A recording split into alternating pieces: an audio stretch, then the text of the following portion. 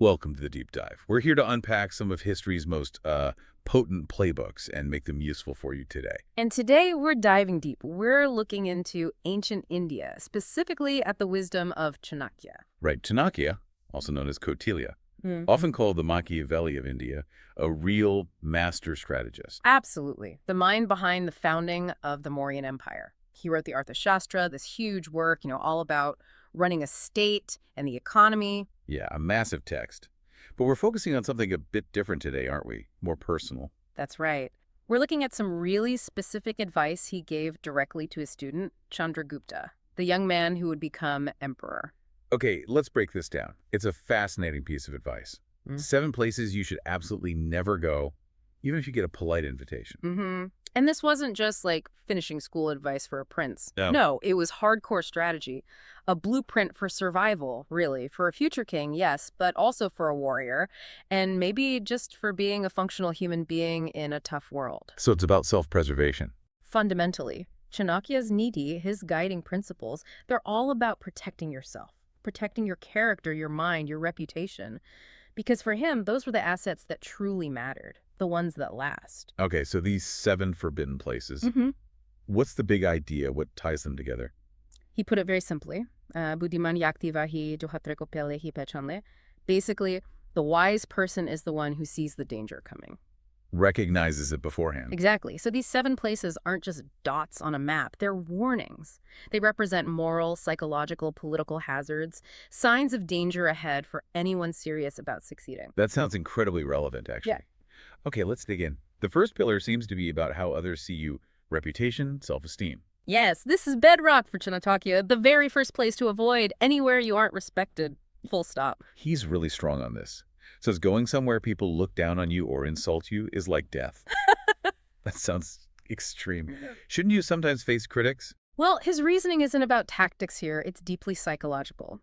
Chanakya understood that the mind can be quite fragile, especially when you need to make clear, high-stakes decisions. Okay. He believed insult actually hollows out the soul. It weakens your ability to think straight, to decide firmly. The texts call it asamankavish, the poison of disrespect. Wow, the poison of disrespect. So if you let people diminish you, Your ability to lead or even just succeed in your own goals, it starts to crumble from the inside. okay, let's bring that forward. Say you're in a modern setting, a meeting, a negotiation. What's the risk of just tolerating being slighted? For anyone in charge, Chanakya says reputation is pratisthahirajakanivhe, the foundation of the state. The foundation. Yeah. So if you, the listener, let yourself be openly disrespected, what happens? Your team, your partners, they start seeing you as weak, your authority fades. So you lose more than just face. You lose effectiveness. Precisely. It's like a self-inflicted wound, strategically speaking. Yeah. It's not about having thin skin. It's about command integrity. You got it. And there's related advice drawn from even older texts like the Rig Veda, which likely influenced Chanakya. Which is? Assess the situation before you go in. Ask yourself, is this place, this gathering, likely to increase my standing, my honor, or diminish it? And if it looks like the latter? Find an excuse. Stay away. Don't walk into a setup where the only likely result is being torn down. Okay, protect the external image. Now let's shift inward. Protecting character, intellect. This brings us to the second and third forbidden places, which seem to be about self-control. Yes, these hit right at your inner core, your self-strength. The second forbidden place is the house of a prostitute. Now, we need to be careful here. How should we interpret that today? It's obviously a specific historical context. Right, we should probably generalize it. Think of it as any environment that pressures you into moral compromises or fuels destructive, unchecked desires. Any place that tempts you to lose self-respect and inner strength. Chanakya talks about the deception involved. He says the place might look appealing. Nice smells, music, fleeting pleasure. But underneath, it's corrupting. It drains your, let's call it, spiritual energy, your merit. It pulls you down. Why the focus on this particular kind of desire? What's the underlying philosophy? Well, you have to remember the context of ancient Indian thought. Life was seen as having 4 main goals, the Purusharthas. Right. Dharma, artha, kama, moksha, duty, wealth, desire, and liberation. Exactly. It's a balanced system. But Chanakya warns about desire, getting out of control. He has this policy statement. Nas comes mavyadi, nas trishna sem shatru. Which means? Roughly, no disease is worse than lust, no enemy is greater than craving or greed. So when desire isn't guided by duty, by dharma. It throws the whole system off balance. It becomes destructive. The person just becomes a slave to impulses. They lose their wealth, their honor, their inner strength. They lose their freedom, essentially. Precisely. He says true strength is indriya nigraha, sense control. Mastering your impulses, not being mastered by them. Okay, losing control to desire. That leads us straight into the third forbidden place, anywhere alcohol or intoxication dominates. Yes, another place he saw is pushing the soul towards darkness. He was very direct. Intoxication fundamentally attacks the roots of the mind and intellect. Roots of the mind. Yeah. You're basically trading your awareness, your consciousness, for a fleeting pleasure. But hang on, what about just, social drinking? A celebration. Isn't that normal? How does it become a strategic danger? The danger for Chanakya is the loss of vivek. That's your conscience, your wisdom, your ability to discern right from wrong. He calls vivek your true wealth. True wealth. If a leader or anyone in a position of responsibility loses that clarity, that wisdom, they're finished.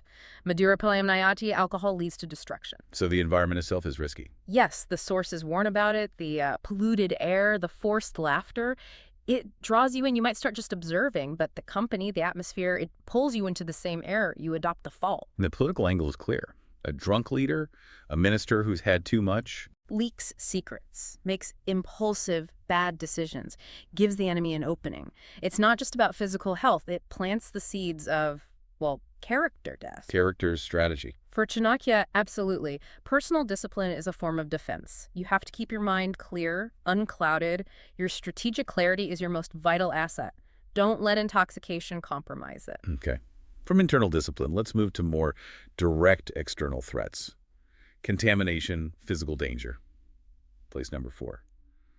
The enemy's house. Seems obvious, right? But people forget it's a place with zero trust. He calls it a well filled with poison. But enemies often invite you over. Yeah. They might seem friendly, offer hospitality. And that hospitality is the trap. It's designed precisely to disarm you, to make you vulnerable. Chanakya has a great image for this. Shatrukagar Madhuka Chatahai. The enemy's house is a beehive. Exactly. Looks sweet, inviting from the outside, but step inside, get comfortable, and you'll get stung.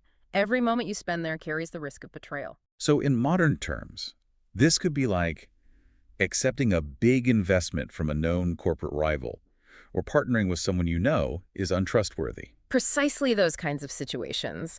The sources call associating with an enemy atmaga self-destruction. Self-destruction. Wow. But couldn't you try to use it? Maybe gather intelligence? It's usually not worth the risk. On their territory, they control the game, they set the rules. That's where they hatch plots against you, where your secrets are most vulnerable. One slip-up. Could cost you everything, your position, your company, maybe more. You simply shouldn't put yourself in a situation where your survival depends on the goodwill of someone actively working against you. Okay, very clear. Let's move to the 5th place, which feels very specific to the ancient Indian context, where cow slaughter occurs. How do we understand the principle here for today? Right. This one needs translation. It's not just about beef. In that culture, the cow was revered, seen as a symbol of motherhood, nurturing the earth itself. Killing the cow was seen as an attack on dharma, on compassion, on life itself. So it represented extreme cruelty and a violation of fundamental principles. Exactly. So the underlying rule, stripped of the specific cultural symbol, is this. Avoid places that represent or practice profound cruelty and violate your deepest ethical code. Okay, places where core values are trampled. Yes. Chanakya said, Gauhati Sarvanaj Kamulai, cow slaughter is the root of all destruction. He meant that tolerating or associating with that level of moral decay poisons everything. It poisons the state and it poisons you. That's a strong interpretation. So this could apply to, say, knowingly associating with businesses that engage in horrific exploitation, or ignoring gross injustice. Precisely. Just being there, even as an observer, implies a level of acceptance. It normalizes cruelty. It chips away at your own compassion, your sensitivity. A leader, or just a decent person, has a duty to uphold moral standards, not fraternize with those who fundamentally destroy life or compassion. That makes sense. Let's move on to corrupted company. Place number 6, the house of the immoral and greedy person. Sounds like a dangerous place to network. He calls it a swamp, a place where you lose your soul and your honor. Very evocative. The swamp. And he distinguishes. The house of the greedy is a storehouse of poison. The house of the immoral is a haven of sin. It's not just about avoiding obvious criminals. It's about the internal disposition of the people you associate with. And it's insidious, right? You might go there thinking you can benefit, maybe make a deal. But you get caught first by their greed. Maybe you start wanting what they have or using their methods. Then you get pulled down by the general immorality of the environment. And the core problem is greed. That's a major theme. Loha papasa sharanam, greed is the root of sin. From a purely practical political standpoint, a greedy person is fundamentally unreliable. Because their loyalty is always conditional. It's always second to profit or gain. Yeah. So associating with them puts you right in the middle of potential betrayal and shady dealings. Eventually that poison touches you. Plus, you're judged by the company you keep. Right. And that brings us to the final forbidden place, number 7. This one might be the hardest to recognize, especially in ourselves. The house of the arrogant person. He calls it a desert, devoid of love, devoid of truth, a place that leads to downfall. Another powerful image. The house of the arrogant is a fire pit that burns themselves and others. A fire pit. It consumes everything. How does it harm the visitor? The environment itself is toxic. It fosters vanity. It encourages you to lose humility. You start maybe comparing yourself, puffing yourself up. You lose touch with reality. Yeah, if you only hang around arrogant people, you might not become arrogant yourself, but you definitely start losing perspective, right? Your judgment gets skewed. That's exactly the danger. Arrogance, ahankara, is called the soul's greatest enemy. It's labeled sarvanisht, the cause of all destruction. Why is it so destructive? Because arrogant leaders, or arrogant people in general, they develop blind spots. They stop listening. They overestimate their own abilities and underestimate threats. They become victims of their own pride. And enemies can exploit those blind spots. Always. So by avoiding the company of the arrogant, you're protecting your own humility, your own ability to learn, to adapt, to see clearly, which is vital for long-term survival and success. Wow. Okay, that's the 7. A really fascinating tour through Chanakya's strategic mind. So let's try to pull this all together. What's the big takeaway for us now? I think the core message is pretty clear. Chanakya wasn't just giving Chandragupta, driving directions. No, it wasn't MapQuest for ancient emperors. Right. He was teaching him how to build internal defenses, how to protect his mind, his character, his self-respect from being contaminated by negative external environments. Each of these places represents a kind of moral or psychological infection. So the rule for you, the listener, is really about self-awareness and evaluation. Before you go somewhere, before you associate with someone, pause and ask. Ask, will I be respected here? Will my values be upheld? Is this environment going to build me up or tear me down? And if the answers aren't good, keep your distance.